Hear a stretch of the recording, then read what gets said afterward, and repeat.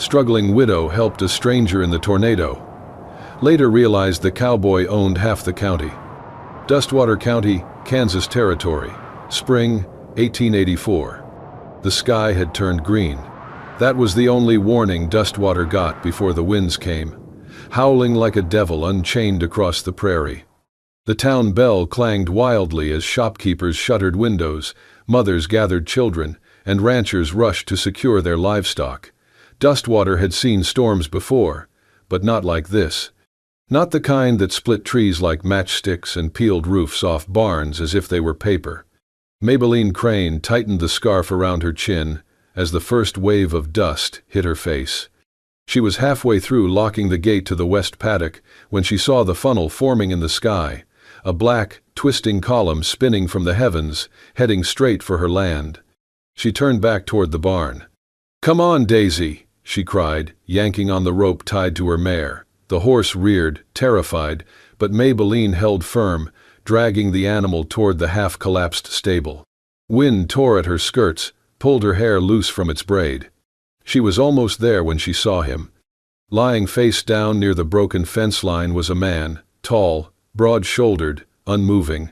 Blood trickled from a gash on his forehead, staining the dirt below. His coat flapped wildly in the wind, and one boot had come halfway off. Maybelline blinked, thinking it a hallucination. But then the dust shifted, and she saw his chest rise and fall. He was alive. "Lord Almighty," she muttered. The wind shrieked louder now. The funnel cloud was closer, devouring everything in its path. She had seconds to choose, the mare or the man. "Sorry, girl," she whispered, slapping Daisy on the hindquarters. The mare bolted toward the grove of trees behind the house. Maybelline ran to the stranger. He was heavy, dead weight, taller than her by at least a head, but she crouched low, hooked her arms under his shoulders, and began to drag. "Hang on," she hissed through gritted teeth, legs burning as she fought the pull of the storm. "You picked a hell of a day to drop from the sky." She pulled him across the yard, past the swinging gate, through the broken cellar door, and into the storm shelter. She slammed the door shut just as the wind screamed like a banshee outside, rattling the hinges and shoving against the frame like it wanted in. Inside the cellar, the only light came from a single oil lamp flickering in the corner. Maybelline collapsed beside the man, panting, her face streaked with mud and sweat. The stranger was unconscious, his face pale under the dirt. She fumbled for her canteen, uncorked it, and trickled a few drops onto his cracked lips. He stirred, his eyes fluttered open, blue, distant, confused. "Hey," she said softly, "you are safe now, do you hear me?" He tried to sit up, winced, and dropped back. "You have a nasty bump on your head, I would not move if I were you." He stared at the ceiling, then turned to her, trying to focus. "Where?" His voice was raw. "Where am I?" "Dustwater County," she said. "You were lying in my yard. Can you remember what happened?" His brow furrowed, his lips moved. Then, barely audible, he whispered, "Colt McCrae." The name meant nothing to her, but the way he said it, like it carried the weight of something lost, sent a chill down her spine. She leaned closer. "Is that your name?" He nodded weakly before slipping back into unconsciousness. Maybelline sat beside him, staring at the storm door as wind howled outside.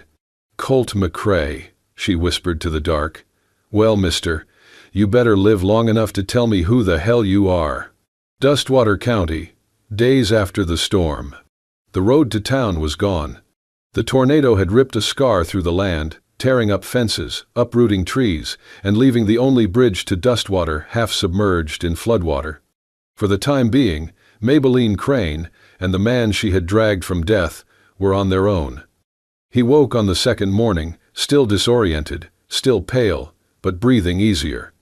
She sat by the fire with a pot of coffee warming and a revolver within reach. Trust had never come easy, not after everything she had lost.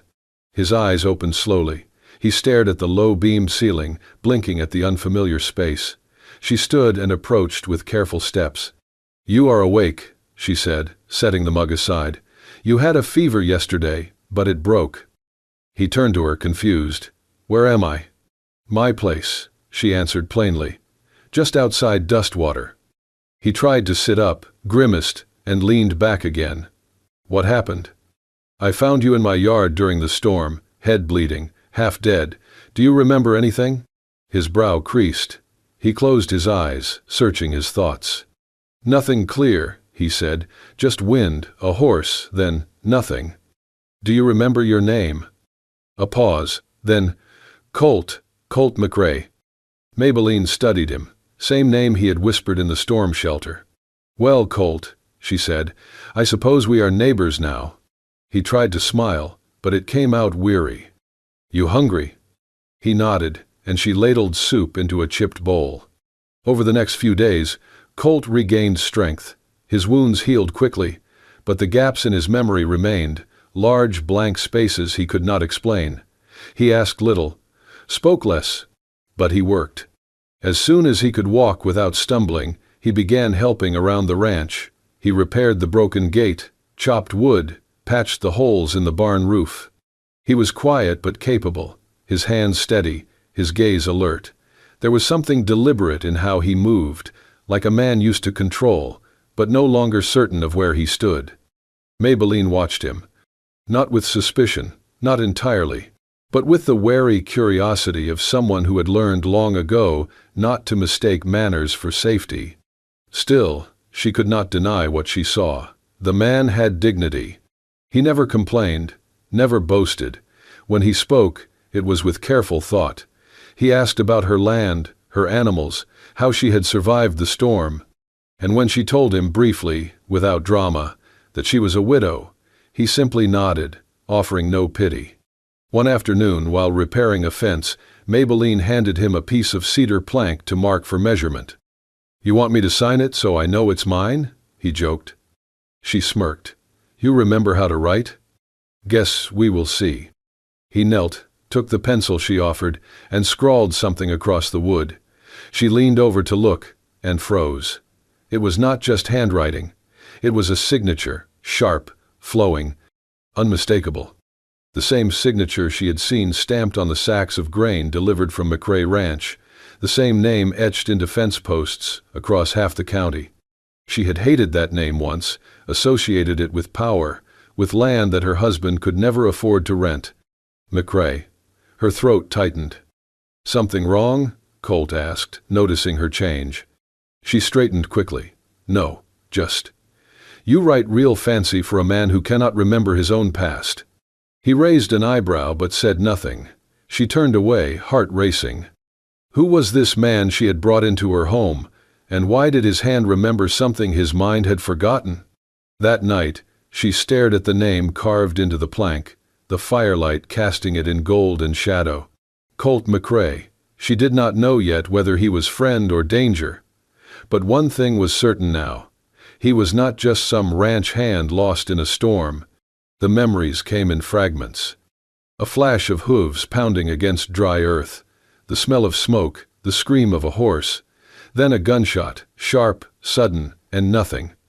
Colt would wake in the middle of the night, sweat on his brow, fists clenched in the sheets, unsure if it was a dream or a warning. Maybelline heard him stir but never asked. She gave him space. She gave him time. And still, the questions hung unspoken between them. He spent most mornings fixing fences, repairing tools, or hauling debris from the tornado's wake. It was quiet work, the kind a man could lose himself in. Maybelline kept busy too, milking, baking, managing what little livestock she had left, but her eyes often strayed to him. There was something about Colt that did not match the story she had created in her head. He moved with too much precision. He studied the land like he had memorized it. His hands were rough from labor, but his posture, the way he carried himself, it spoke of someone used to being listened to. Still, she said nothing, until the rider came. It was nearly dusk when she saw the figure on the ridge, a dark silhouette against the fading sun, galloping fast toward her land. She stepped onto the porch, rifle in hand, narrowing her eyes. The man slowed as he approached, dust kicking up behind him. He was middle-aged, weathered, wearing a thick riding coat and a battered hat. His horse was lathered with sweat. "Anyone here by the name of Colt?" he called, voice rough but urgent. Maybelline hesitated. Colt was inside, washing up after the day's work. "Who's asking?" The rider swung down from his saddle, breathing hard. "Name's Tom Wilkins. I work at McCrae Ranch. Been searching for the boss near 2 weeks now." Maybelline's grip tightened. Colt stepped out of the barn, drying his hands with a rag. His eyes met the rider's and froze. Tom's mouth opened. Sweet mercy. He dropped his hat, crossed the yard in 3 strides, and clasped Colt's shoulders. "Sir, we thought you were dead." Colt stared at him, bewildered. "I know you." "It's me, Tom, your foreman. Don't you remember?" Colt looked away, shaken. "Pieces, flashes. I didn't know if they were real." Tom laughed, half sobbing. "They're real, all right. Lord, the ranch has been in chaos. No one knew where you'd gone. That mare came back without you, shot in the flank, saddle ripped open. We feared the worst." Maybelline stepped off the porch, heart pounding. "Hold on, this man, he's Colt McCrae?" Tom blinked at her. "Yes, ma'am. He owns half this county." She stared at Colt, throat suddenly dry. "The McCrae? As in McCrae Ranch? McCrae lands? All of it?" Colt looked at her, eyes soft. "I didn't know. Not for sure. Not until now." She took a step back, the truth settling like a stone in her chest. She had saved the man who owned the land beneath her feet, the man her late husband used to curse whenever rent came due, the man who, if he wished, could buy out every acre within 100 miles. And she had made him soup, let him sleep under her roof, watched him split fence posts like any ranch hand. Colt took a slow step toward her. "I am sorry I did not tell you. I truly did not remember." She nodded, still reeling. He looked down, then back up at her, voice low. "You helped me when I had nothing. When I was no one. You saw a man bleeding in your yard and chose to pull him out of the storm." She said nothing. Colt's gaze didn't waver. "You saved me, not knowing I had land, or cattle, or men to call on. You saved me as I was." He stepped closer. "And that, Maybelline, is worth more than every acre I own." The carriage ride to McCrae Ranch was silent. Colt had insisted, gently, firmly, that Maybelline come stay at the estate while her house was being repaired. "It is the least I can do," he said. "You should not spend another night patching holes with burlap and hope." She had hesitated, pride rising like a wall inside her. But the truth was plain. Her home was broken, her pantry nearly empty, and she had nowhere else to go. Still, she was not prepared for what waited beyond the wrought iron gates. McCrae Ranch was not a ranch. It was a kingdom. The long gravel road led to a massive house with wraparound porches, 2 chimneys puffing soft smoke, and grand columns like something out of a southern novel. Dozens of hands worked the grounds, men tending to horses, women carrying trays, boys running messages. Everyone moved with practiced rhythm, like they knew their place and had no need to question it. Maybelline stepped out of the carriage and immediately regretted coming. She felt the stares. Men tipped hats politely, but the women only glanced, then whispered. Inside, the house was even grander. Chandeliers sparkled above velvet curtains. Floors gleamed like mirrors. A maid took her bag before she could protest. Someone offered tea in fine china. Colt stayed close to her side but never hovered. He was courteous, even warm, but something in his posture had changed. Back here, he was no longer the man splitting wood behind her barn. He was McCrae. He belonged. She did not. That feeling only deepened when she met Josephine. She entered the sitting room like a wind in silk, tall, elegant, mid-50s, her silver hair pulled into a twist that glinted like polished steel. "So this is the famous Maybelline," Josephine said, smiling with her mouth, not her eyes. Maybelline stood awkwardly, unsure whether to curtsy or shake hands. Colt stepped forward. "Josephine helped raise me after my mother died. She is the woman who kept this house from falling apart," Josephine finished. "And now I see Colt has brought home a guest." Maybelline straightened.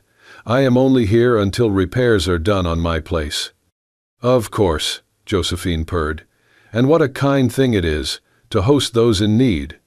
The words felt clean, but they cut. Colt's jaw tensed.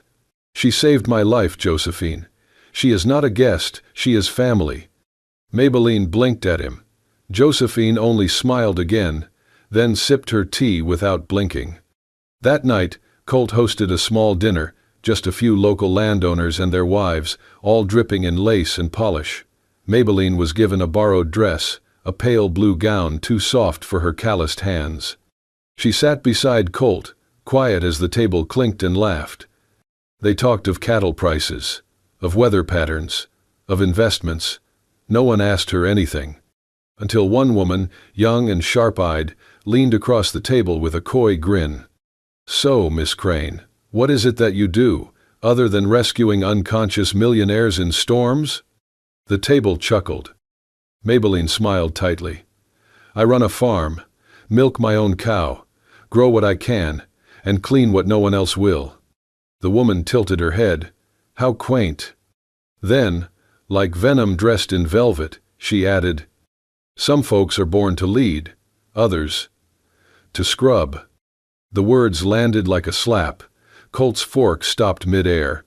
Maybelline stood, calmly but with fire in her spine. "You are right," she said. "I scrub, I fix, I break my back to live, and when a man fell in my yard bleeding, I did not ask how much land he owned before saving him." Silence fell. She looked at Colt, who was already rising from his chair. "You do not need to stay," he said quietly. But Maybelline was already walking out, back straight, heart pounding, knowing full well that dirt under the nails was no shame when the soul was clean. The note arrived without a name, tucked beneath her breakfast plate. The handwriting was neat, deliberate. No flourishes, no warmth. "Leave now. Dustwater does not welcome parasites. Stay away from Colt McRae while you still can." Maybelline stared at the words, her fingers curling around the paper until it crumpled. Her appetite vanished. She rose from the table, eyes scanning the polished dining room. No one met her gaze. The days at McRae Ranch had grown colder, not in weather, but in air. Whispers followed her down corridors. Polite smiles came a second too late. And Josephine, with her impeccable posture and steel eyes, had stopped pretending to care. Colt noticed. "You seem quieter," he said one morning as they walked the paddock. "I'm being watched," she replied. He stopped, his expression tightening. "By who?" "I do not know, but someone wants me gone." That same afternoon, Colt called for the ranch books, the ledgers his father once kept under lock and key. He had avoided them for years, too busy riding fence lines and wrangling cattle to dig through numbers. But now, something felt off. The pages did not add up. Missing funds, duplicate purchases, land taxes paid to counties they did not border. "What the hell is this?" he muttered, flipping faster. He brought the books to the study, Maybelline trailing behind. "You understand numbers better than I do," he said, laying them out. "Tell me if I am imagining this." They worked through the night. Maybelline made columns of inconsistencies, circled figures that did not match receipts.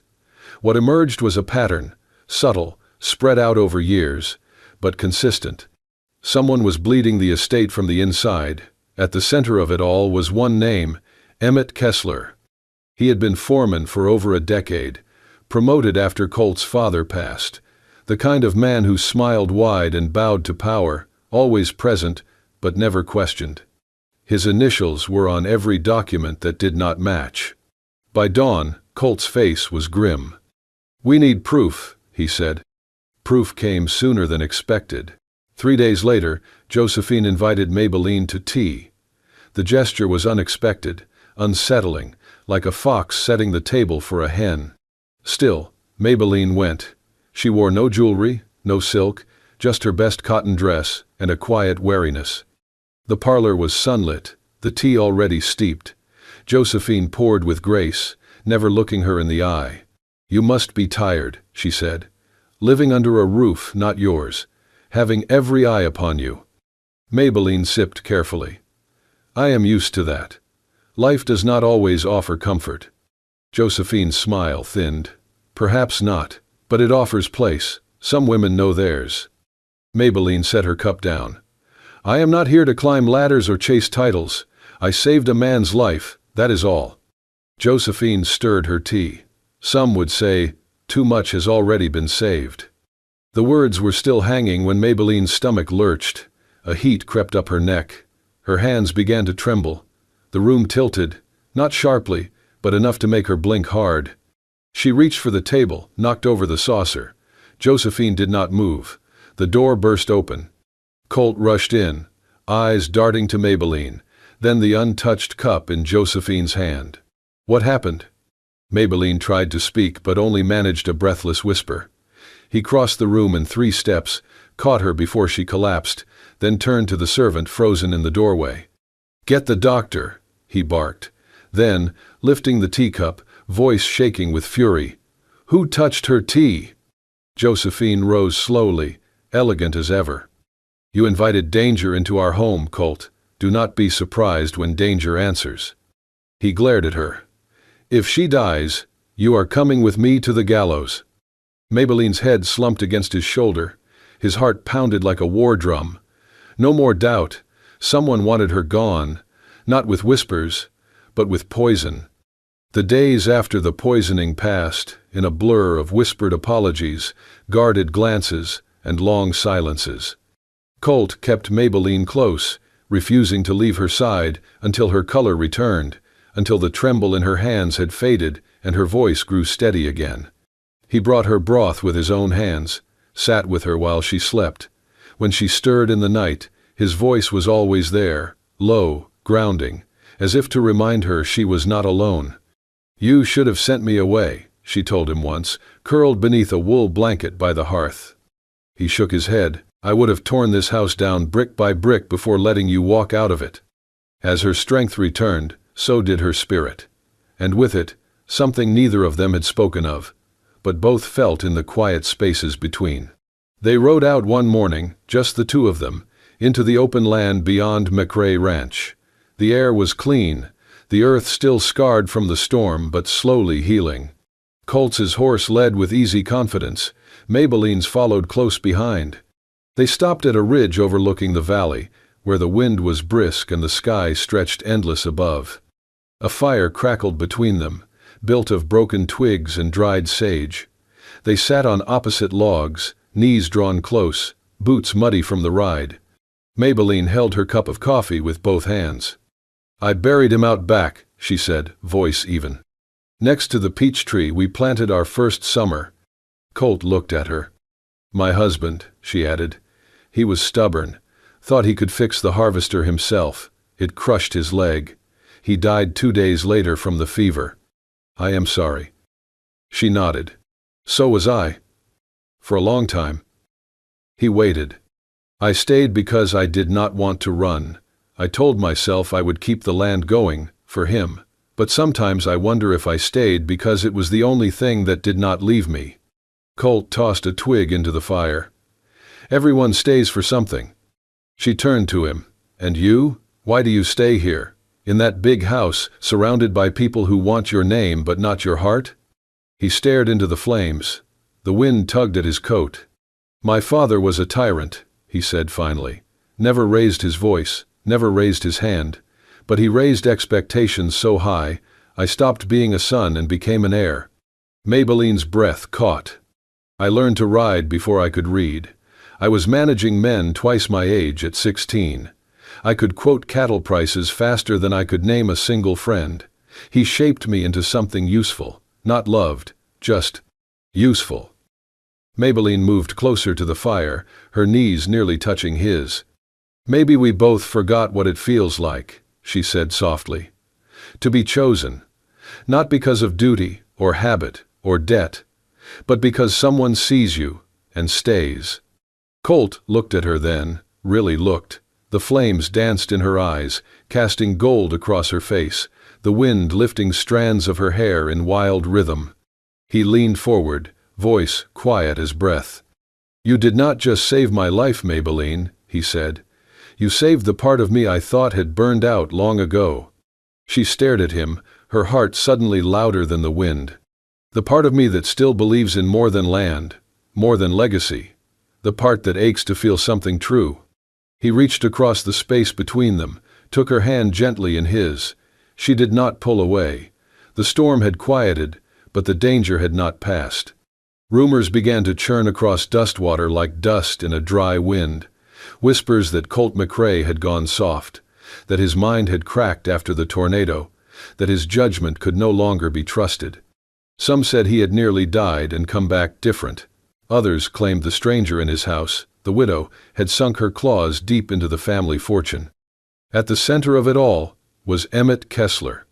The longtime foreman had stayed quiet in recent weeks, but his influence moved like poison beneath the surface. He filed petitions, sent letters to the county council, and stirred old board members who once swore loyalty to Colt's father. He submitted forged evaluations and a signed statement from a distant cousin claiming Colt had exhibited erratic behavior and signs of delusion. It was enough. Colt was summoned before the county council, 5 men in stiff collars who oversaw land rights and inheritances. If Emmett proved that Colt was mentally unfit to manage his holdings, the council could remove him from authority and place the estate under external stewardship, a polite phrase for takeover. The hearing was set for Thursday. Maybelline found the proof on Wednesday. She had been combing through old storage records in the barn, tracing grain shipments that had never arrived, tax receipts that had been doctored. The math was a mess, until she noticed something out of place in the far corner of the tack room. A crate, half covered in moldy canvas. Inside it, she found a rusted ledger, wrapped in oilskin. Tucked within its pages was a folded land contract, bearing Colt's forged signature. The deal transferred 30 acres of prime McRae land to a shell company, one that Emmett controlled. The signature was close, but Maybelline had seen Colt sign his name with clarity. This was not his hand. She brought the ledger straight to Colt. "I have seen this trick before," she said. "My late husband lost half a season's harvest to a fake buyer who forged a note just like this." Colt read the page in silence, then looked up. His eyes burned. "They are not just trying to take the ranch," he said. "They are trying to erase me." They went to the hearing together the next morning. The room was full. Councilmen sat behind a long oak table. Emmett stood to the side, arms folded smugly, flanked by lawyers in pressed suits. Josephine sat in the front row, lips tight. Colt entered wearing a dark coat and no smile. At his side, Maybelline in her plain dress and boots, holding the ledger close. The accusations were read aloud. Colt listened without interrupting. Claims of instability, erratic behavior, dangerous impulsivity. They brought up the days he had gone missing, his bizarre choice to take in a stranger, the mismanaged funds. Then Colt stood. "Is it strange," he said, "that I trusted the woman who saved my life more than the men who lined their pockets with my land?" A few murmurs.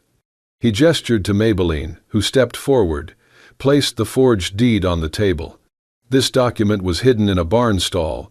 It proves a fraudulent land transfer," she said, "signed by a man who was barely conscious when it was dated.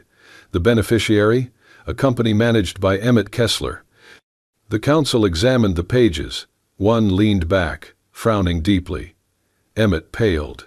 Colt stepped closer, voice strong. "I have been called many things in this town. Heir, horseman, fool. But if you believe my name is worth less than a lie dressed in paperwork, I will walk away from it all." He turned, took Maybelline's hand in his.